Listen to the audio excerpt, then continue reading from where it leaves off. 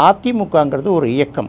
ஏற்கனவே அந்த கட்சிக்கு பொதுச் செயலாளராக இருக்கக்கூடிய முன்னாள் முதலமைச்சர் எடப்பாடி பழனிசாமி தாவேக ஆட்சி அமைப்பதற்கு அதிமுக ஆதரவு அளிக்காது அப்படின்னு உறுதியாக சொன்ன பிறகு அதே கட்சியை சேர்ந்த 25 சட்டமன்ற உறுப்பினர்கள் தாவேகாவுக்கு ஆட்சி அமைப்பதற்காக நம்பிக்கை வாக்கெடுப்பில் வாக்களிக்கும் போது அந்த கட்சியில் ஒரு பிளவு ஏற்படுது. இந்த பிளவுக்கு இரண்டு தரப்புமே வெவ்வேறு விதமான காரணங்களை சொல்கிறாங்க. ஒன்று எடப்பாடி என்ன சொல்கிறாரு, பதவிக்காக ஆசைப்பட்டு அவர்கள் தாவேகாவுக்கு சப்போர்ட் பண்ணுறாங்க அப்படிங்கிற ஒரு விஷயத்த சொல்கிறாங்க.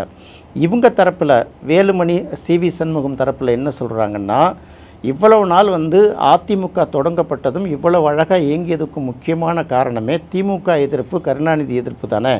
அப்படி இருக்கும்போது திமுகவோட சப்போர்ட்டோட ஆட்சி அமைப்பதற்காக எடப்பாடி பழனிசாமி முயற்சி செய்தார். இதை நாங்கள் வன்மையாக கண்டித்தோம்.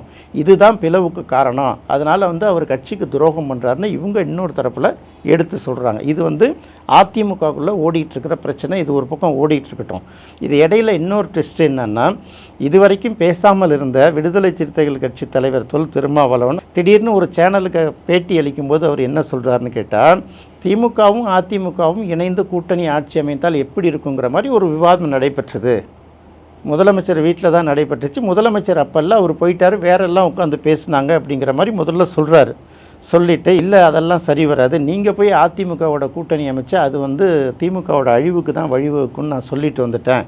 அதன் பிறகு இல்லை டெவலப்மெண்ட்ஸ் மாறிடுச்சு, நீங்கள் முதலமைச்சராக இருங்க, உங்களுக்கு அதிமுகவில் உள்ள சிலர் துணை முதலமைச்சராக இருப்பாங்க, நாங்கள் வெளியிலேருந்து உங்களுக்கு ஆதரவு தெரிவிக்கிறோம் அப்படிங்கிற மாதிரி ரெண்டாவது தடவை சொல்லப்பட்டது அப்படின்னு சொல்கிறாரு.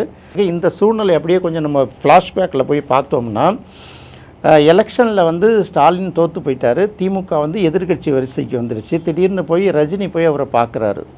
இவ்வளோ நாள் இல்லாமல் திடீர்னு அன்னைக்கு போய் ஏன் பார்க்கணும் அப்படின்னு ஒரு கேள்வி எழுந்த பிறகு ரஜினிகாந்த் திரு மு.க. ஸ்டாலினை சந்திச்சுட்டு வந்த பிறகு தான் எல்லா சேனல்கள்லையும் திமுக அதிமுக இணைந்து ஆட்சி அமைக்கின்றனங்கிற மாதிரி அன்றைக்கி ஃபுல்லாக செய்திகள் ஒரு 2 நாளைக்கு போச்சு.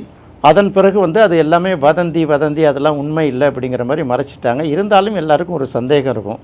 அதிமுகவுக்கு திமுக எதிரி, திமுகவுக்கு அதிமுக எதிரி, இது ரெண்டும் கரெக்டு. திமுக அதிமுக 2 பேருக்கும் சேர்ந்து யார் எதிரின்னு பார்த்தா இன்றைக்கி விஜயோட தமிழக வெற்றி கழகம் தானே நிற்கிது. அப்போ தமிழக வெற்றி கழகத்தை ஆட்சி அமைக்காமல் பண்ணிட்டோம்னா இந்த 5 வருஷத்தை ஓட்டிட்டு அதுக்கப்புறம் அவர் வர்றது கஷ்டம் தானே அப்படிங்கிற மாதிரி இவங்க ஒரு கணக்கு போட்டு வேலை பார்த்துருக்கிறார்கள்.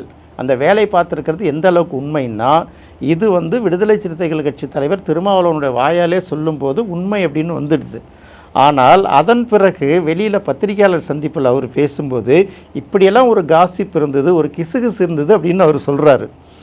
அதுக்கு முன்னாடியே தொலைக்காட்சியில் என்ன சொல்கிறாரு, நாங்கள் முதல்ல ஆதரவு கடிதம் கொடுத்துட்டோம், ஆதரவு கடிதம் கொடுக்க போகிறதுக்கு முன்னாலேயே இப்போ கூட நீங்கள் கொடுக்குறது பேசின மாதிரி கொடுத்துருங்க, ஆனால் இதை பற்றி பேசுவோம் அப்படின்னு எனக்கு ஃபோன் வந்தது அப்படின்னு சொல்கிறாரு.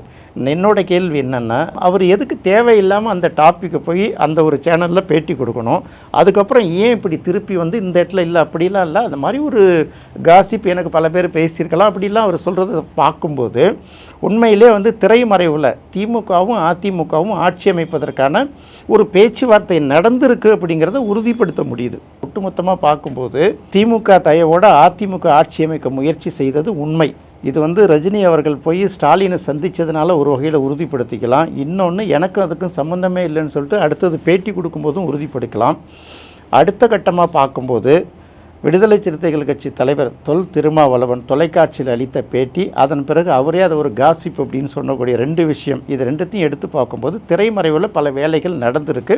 மனசு கேட்காம அது எப்படியோ வெளியில் வந்திருக்கு. இதுதான் உண்மை.